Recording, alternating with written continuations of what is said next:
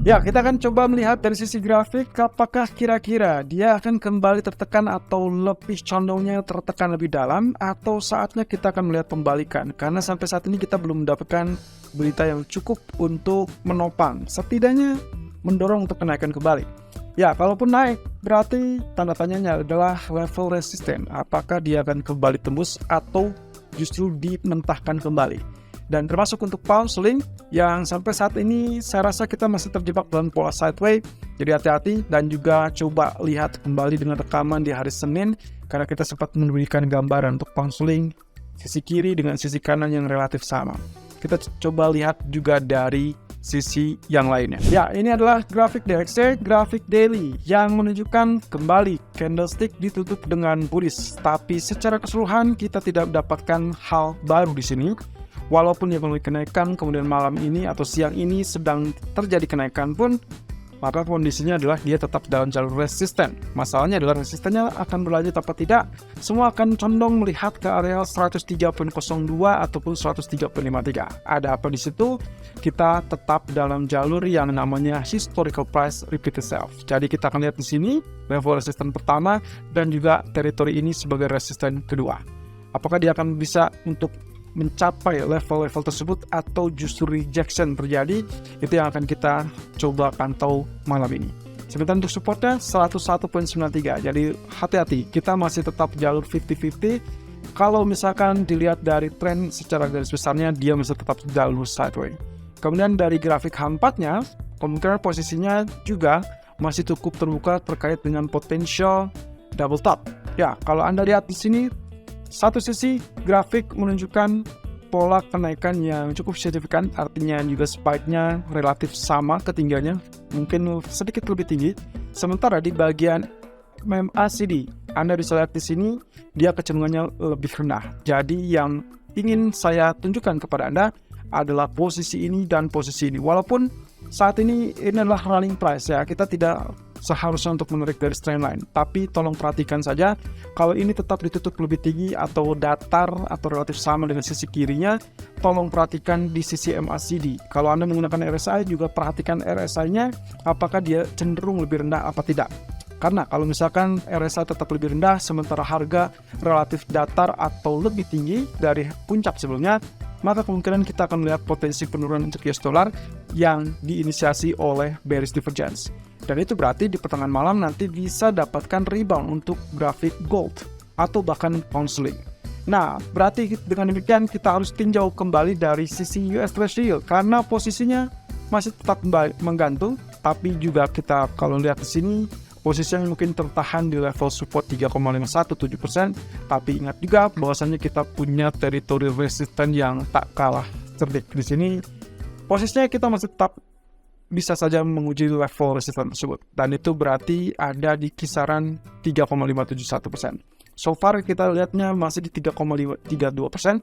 Kemudian kalaupun misalkan anggap saja mirip dengan apa yang terjadi kemarin, maka potensi yang misalkan dia terjadi kenaikan pun Anda harus waspada, bisa saja rejection, artinya ada small double top di situ, atau dia kecenderungan tembus level resisten. Berarti kita tandai saja level resisten yang harus Anda pahami ataupun Anda catat itu ada di 3,571%. Kemudian untuk penurunan di bawah 3,517, kalau tadi 3,571, ini adalah 3,517, jadi angka cantik, hanya diputar-balik saja.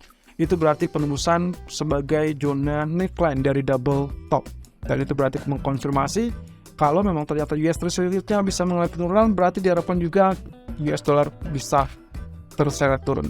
Nah, masalahnya adalah di grafik daily-nya candlestick-nya masih cukup tinggi. Jadi kemungkinan kita belum melihat potensi penurunan yang cukup signifikan. Kecuali kalau misalkan malam ini terjadi sesuatu hal yang bisa membuat dia ditutup turun.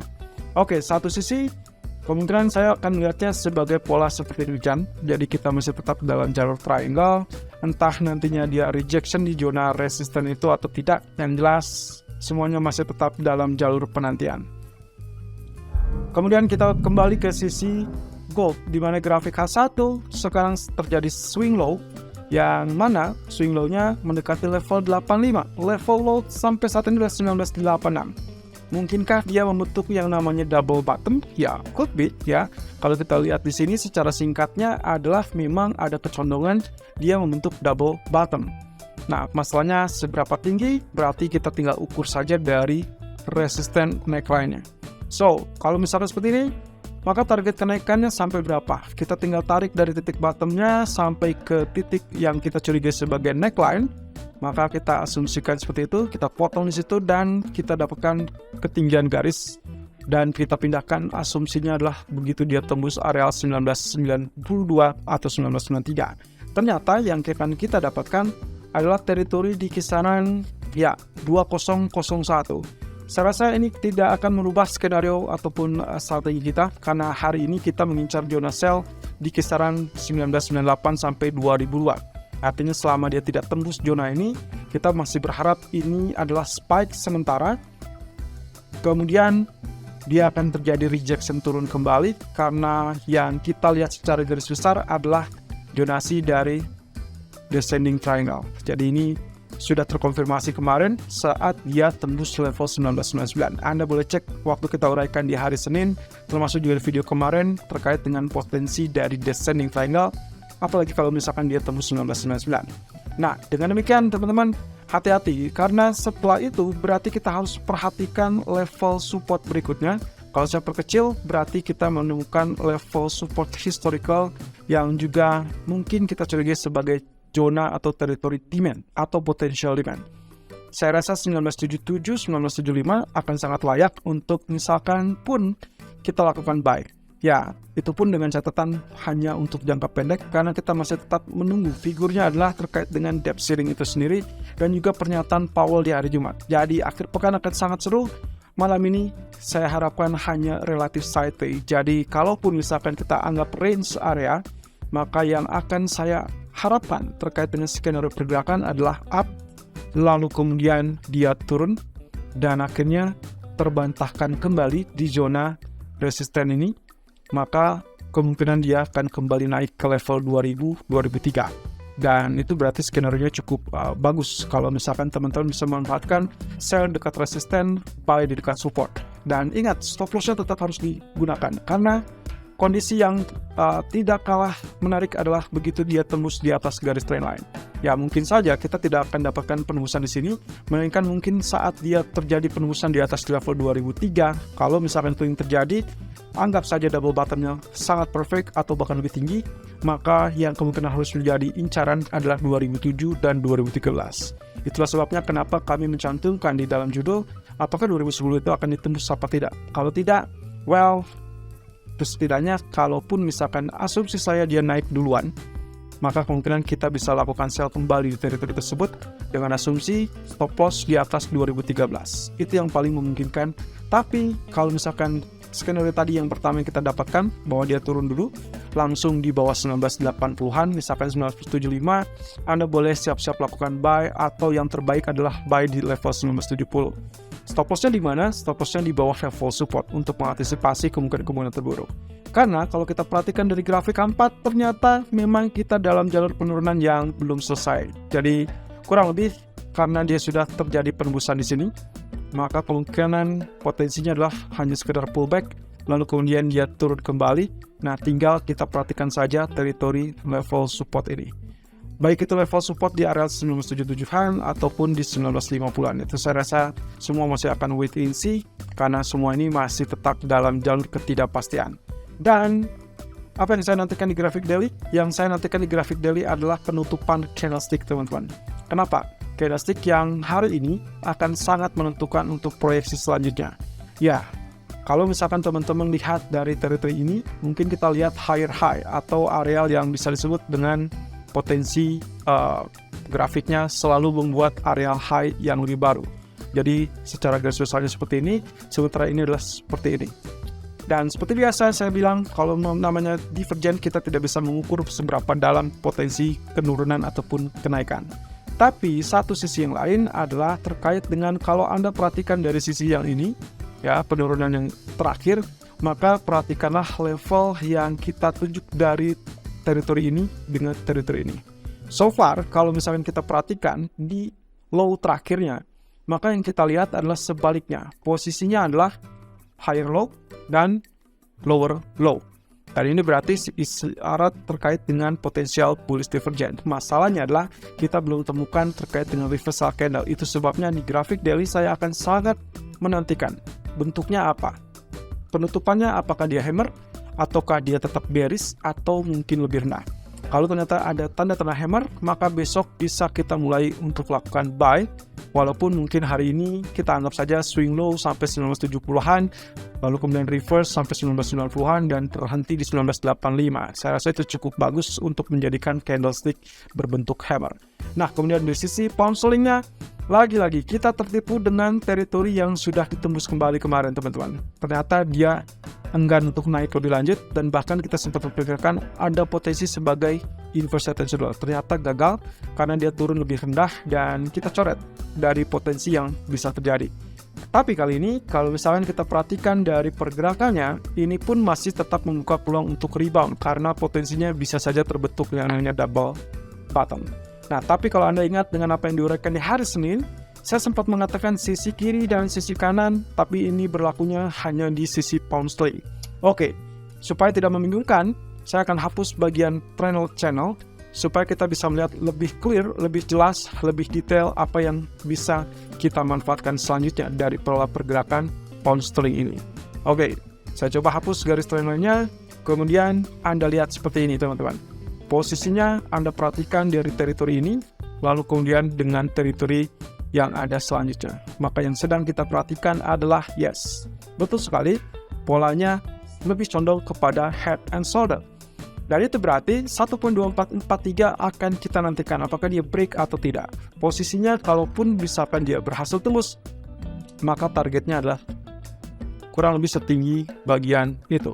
Dan itu berarti anggap saja level support yang memungkinkan untuk berikutnya adalah kurang lebih targetnya sampai teritori 1.2274. Well, mungkin tidak akan sekaligus, tapi secara bertahap. Dan itu berarti kalau kita condong dengan perhatiannya adalah kepada Andrew Bailey di 16.50 waktu sebagian barat nanti sore, berarti kita akan lihat kalau ternyata tidak ada gejala yang lebih meyakinkan dari seorang Andrew Bailey, maka potensi penurunan bisa didapatkan di bawah 1.2350. Tapi kalau tidak, hati-hati, mungkin kita akan condongnya kembali ke titik awal, yaitu terkait dengan potential double bottom. Kalau Anda mengharapkan ini double bottom, silakan lakukan buy sekarang, tapi stop loss-nya di bawah 1.2440. Karena itu kita untuk menghindari potensial yang tadi kita sebutkan, itu terkait dengan head and shoulder. Tapi kalau Anda percaya ini adalah sebagai potensial head and shoulder, lalu kemudian berharap juga Andrew Bailey tidak akan memberikan suatu hal yang mengejutkan, maka follow sell saja begitu dia tembus 1.2440. Stop loss yang tentunya harus dipasang di 1.2500 karena itu kemungkinan kita masih bisa melihat pantulan untuk mengantisipasi double bottom. Terakhir kita lihat dari crude oil, potensinya lagi-lagi terbenam di bawah level 70, teman-teman. Ya, sebetulnya kalau misalkan lihat dari sini sangat wajar karena rejection-nya ada di teritori 71, teman-teman. Kemarin dia gagal untuk tembus, lalu kemudian dia sekarang mengalami penurunan. Tapi hati-hati, penurunan ini lagi-lagi tercium sebagai potensial double bottom kalau memang dia tidak tembus level 69.50-an lagi. Tapi kalaupun iya, maka ingatlah apa yang sempat kita bahas di hari Senin. Setelah terjadinya penurunan di sisi sini, maka kemungkinan posisinya dari double bottom di sini. Kemudian yang di sini pun kita harapkan kemungkinan potensinya akan relatif sama. Artinya kita tunggu swing low terakhir supaya bentuknya lebih sempurna. Dan itu berarti teritori yang kita nantikan adalah level 66 untuk dilakukan zona buy, supaya nantinya dia membentuk huruf W mirip dengan apa yang terjadi di sisi kiri. So, untuk kali ini, karena candlestick-nya masih tetap dalam jalur penurunan, kita anggap saja teritori sell masih cukup layak. Anda boleh pasang di 71 dan sudah tercipta dengan high-nya 71, dia turun ke level 70.13, kita tinggal tunggu target berikutnya 69. Begitu di 68, 69, ya seperti biasa Anda harus worry ataupun hati-hati karena kemungkinan kita bisa saja melihat pantulan yang cukup signifikan. Tapi saya rasa dengan kekhawatiran dan juga ketidakpastian, maka kita bisa saja melihat kembali level 67 atau 66 dalam waktu dekat. Oke, berarti kita akan lihat nanti malam kira-kira apakah betul kecurigaan kita akan terjadi pantulan tepat di zona support level 1970-an atau justru kecenderungannya dia langsung melanjutkan kenaikan di atas 2013. Kali itu level resisten cukup bagus, Tapi hati-hati, karena kenaikan di atas 2013 itu kemungkinan hanya maksimum di level 2022-2030. Dan eksekusi yang paling pasti adalah uptrend rally yang paling kuat untuk emas baru akan tercapai di atas 2036. So, dengan semua faktor pertimbangan-pertimbangan yang ada, maka tetap berhati-hati dengan kemungkinan segala yang terburuk ataupun yang tidak terduga.